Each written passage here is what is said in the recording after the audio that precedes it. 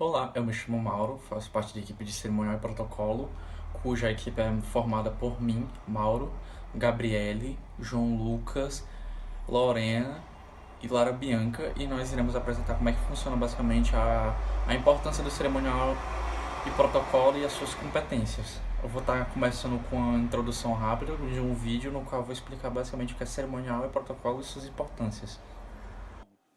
Afinal de tudo, o que é cerimonial e protocolo?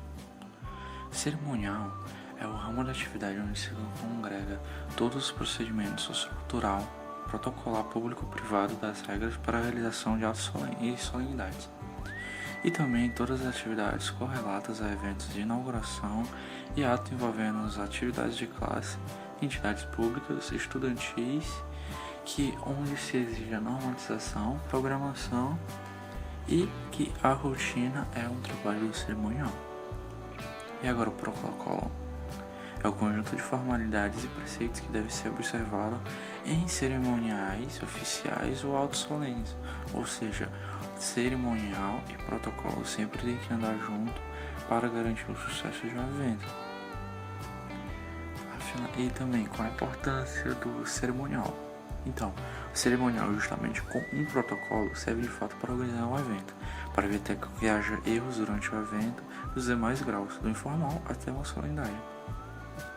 Ainda mais se for uma solenidade de um nível militar, cujo cunho é totalmente formal, e não são toleradas as quebras de protocolo. Para se ter ideia como se o cerimonial é importante, a partir dele e do cunho do evento, que será definido o traje que deve ser utilizado e até mesmo o local onde os participantes deverão sentar, dependendo do grau de influência, autoridade ou hierarquia, dependendo do evento.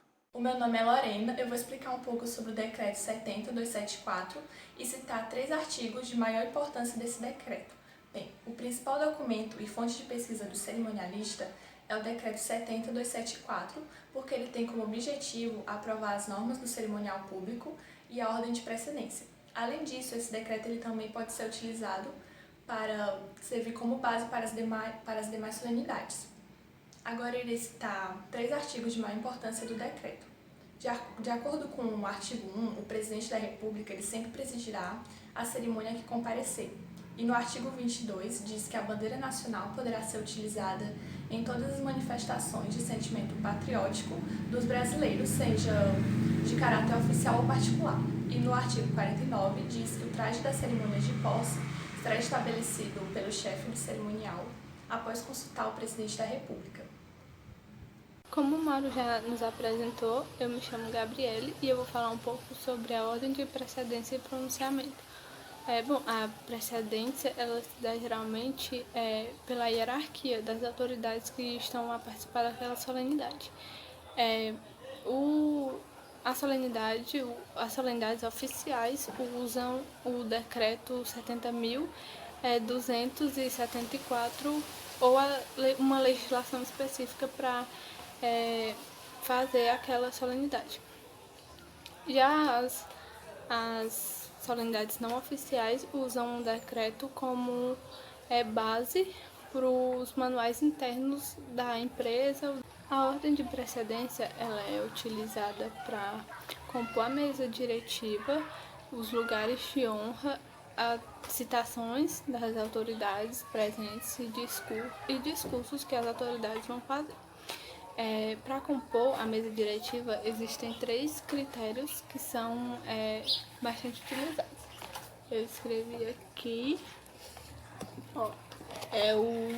o primeiro passo seria verificar o número de autoridades que irão compor a mesa, né, para você saber e organizar em que lugar cada autoridade vai ficar. E organizar as autoridades em ordem de precedência, que seria, no caso, você seguiria esses requisitos que eu acabei de citar, que é a hierarquia, a idade, a antiguidade da diplomação, etc. E o terceiro passo seria organizar a composição da mesa. Eu também fiz um desenho para mostrar como seria a composição da mesa. Mas eu acho que no vídeo vai ficar ao contrário, por conta que eu tô gravando o vídeo na selfie. Mas, enfim, no meio, no centro, seria sempre a pessoa mais importante da solenidade, a autoridade maior. E daí,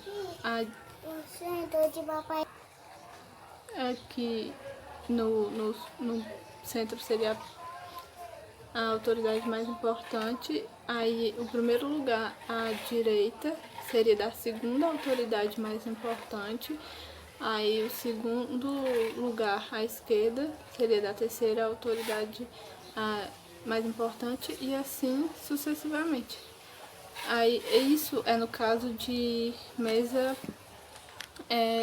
ímpar, porque a quantidade de autoridades da mesa seria ímpar. Na quantidade de autoridades par, você vai organizar da seguinte forma: o primeiro lugar à esquerda seria, o primeiro lugar à direita, perdão, o primeiro lugar à direita seria da autoridade mais importante, e que você vai se basear por aqui, ó, pelo meio. Aí o segundo lugar, ou no caso o primeiro lugar após o meio, né, seria da pessoa mais importante, e o segundo lugar, o primeiro lugar à esquerda, seria da segunda pessoa mais importante, e assim sucessivamente. Aqui a mesa ímpar, de quantidade de assentos ímpares, e ímpar, e aqui uma mesa de quantidade de assentos par. Em relação ao pronunciamento, geralmente ele é o contrário. Começa o pronunciamento da autoridade de menor importância para maior importância. Assim, a autoridade de maior importância fecharia a solenidade. Os discursos são feitos em um púlpito ou na bancada mesmo, na mesa diretiva. Mas quando é no púlpito, a autoridade vai se levantar, se dirigir até o púlpito, onde vai estar o mestre de cerimônia, claro que vai chamar a autoridade, e aí o mestre de cerimônia vai ceder o lugar e o microfone à autoridade. Já na mesa diretiva, é muito importante que tenham microfones de mesa funcionando em perfeito estado, né? Porque não tem lógica lá, e tem que ser um para cada autoridade que estiver lá, porque a autoridade fala que aí pega o microfone, ficaria bem desorganizado. Ou se o microfone desse problema e aí tivesse que trocar, seria muito... iria atrapalhar a cerimônia, a solenidade. O tempo que cada autoridade vai se pronunciar, vai discursar, pode acabar sendo um vilão em cada solenidade, porque pode acabar atrapalhando e acarretando em problemas maiores mais na frente da solenidade. E aí uma forma de minimizar esse problema, de meio que conscientizar as autoridades do tempo que elas vão falar, existem alguns pontos a serem trabalhados antes da solenidade.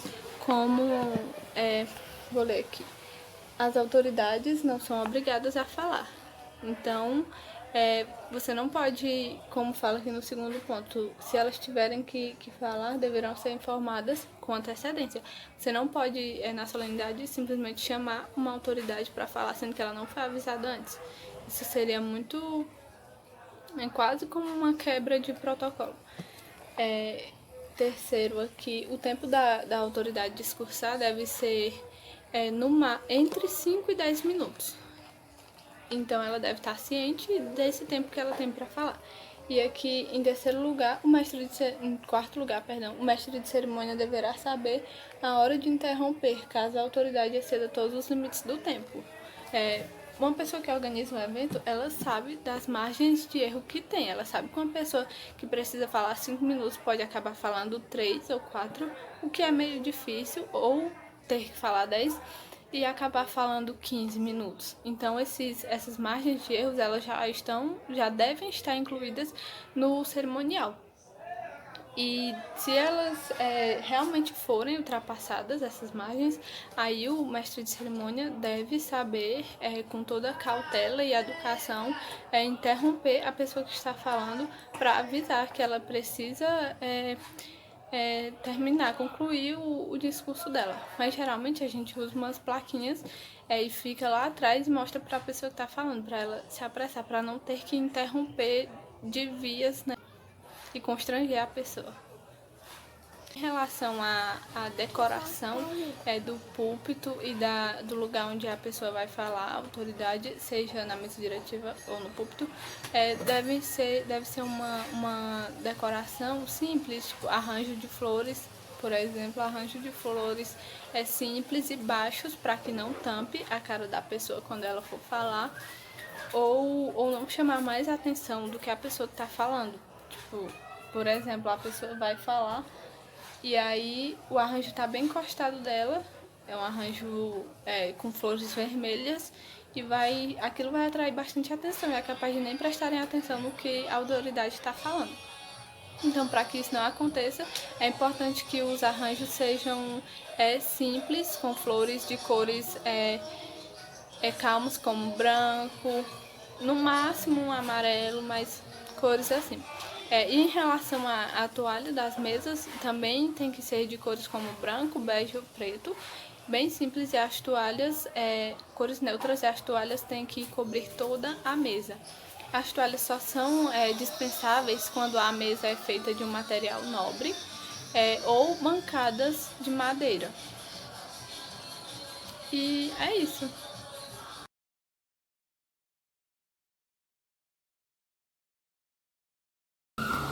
Olá, eu sou a Lara Bianca da Hospedagem 3 e eu vou falar sobre os símbolos nacionais. Bom, os símbolos nacionais representam a união do nosso país e eles são utilizados em eventos importantes, como cerimônias, eventos esportivos e entre outros. Também são usados em documentos oficiais. Existem 4 tipos de símbolos nacionais: a bandeira nacional, o hino e o brasão ou armas nacionais e o selo nacional.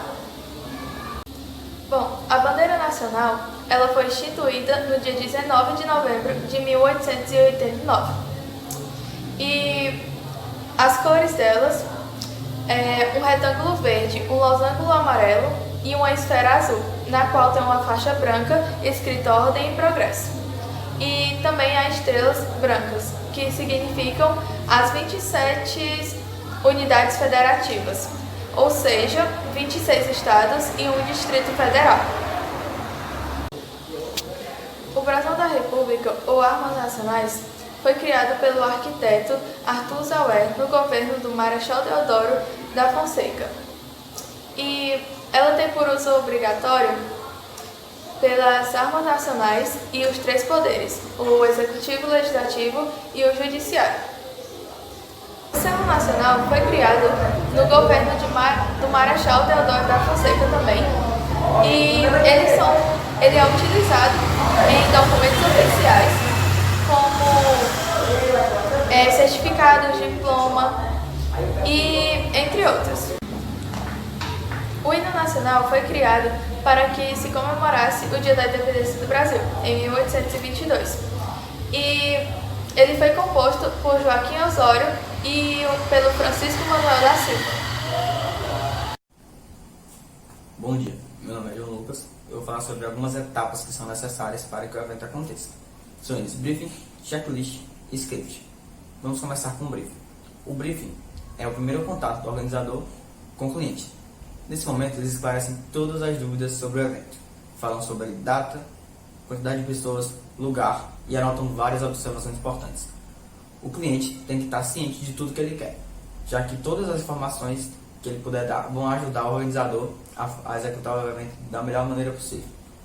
O briefing geralmente é feito em salas mais tranquilas, para que as ideias sejam mais bem organizadas e que haja um debate mais tranquilo. Nesse momento é feito um orçamento base, já que o briefing fala sobre até itens que serão usados, ou seja, o organizador vai ter uma base até do que ele vai gastar.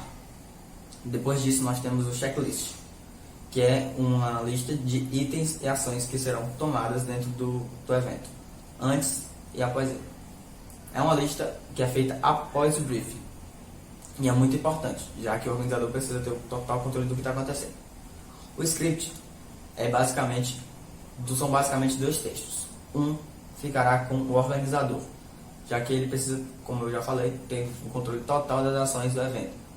E ele vai estar sempre acompanhando tudo o que acontece, o que deixa de acontecer e o que não vai acontecer no evento mais, já que há imprevistos. Outro fica com o mestre de cerimônias, que ele vai ficar anunciando as ações para os convidados do evento. Bom, vim aqui no final do vídeo para agradecer a atenção e falar que a gente fez de tudo para esclarecer todo o conteúdo e não deixar nenhuma dúvida. Caso contrário, pode entrar em contato com a gente. Muito obrigado.